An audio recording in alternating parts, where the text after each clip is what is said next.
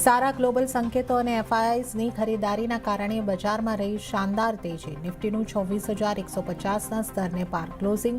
Bank નિફ્ટીમાં પણ 250 પોઈન્ટનો ઉછાળો. મિડ કેપ અને સ્મોલ કેપ શેર્સમાં પણ જોવા મળ્યો સારો ઉછાળો. અને અમેરિકામાં રેટ કટની આશામાં સોના ચાંદીનો બુલ રન યથાવત. બંને નવા રેકોર્ડ હાઈ પર. ચાંદી 2,14,000ને પાર. સોનામાં પણ 1,36,000ની નજીક કારોબાર. આ તરફ પ્લેટિનમ પણ 17 વર્ષની ઊંચાઈ પર. ભારત અને ન્યૂઝીલેન્ડ વચ્ચે ફ્રી ટ્રેડ એગ્રીમેન્ટ. ભારતથી ન્યૂઝીલેન્ડ એક્સપોર્ટ થનારા લગભગ દરેક સામાન ઉપર થશે ડ્યુટી ફ્રી. કપડાં, ફૂટવેર અને દવાઓનું વધશે એક્સપોર્ટ. આવતીકાલથી વધશે ઠંડીનું જોર. 24 કલાક બાદ 2 થી 3 ડિગ્રી તાપમાન ઘટવાની હવામાન વિભાગની આગાહી. અને કાશ્મીરથી લદ્દાખ સુધી સિઝનની પહેલી હિમવર્ષા. ગુલમર્ગ જેવા ઉપરી વિસ્તારોમાં ભારે હિમવર્ષા.